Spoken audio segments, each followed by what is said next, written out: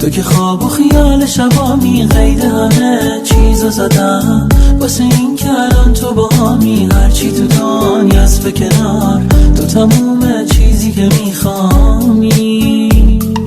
وقتی بهت خیره میشم چشم از تو سیر نمیشن، رویای شبهای منی تو همونی که عاشقشم. زندگی بی تو واسه من خیلی سخته حتی تصورشم.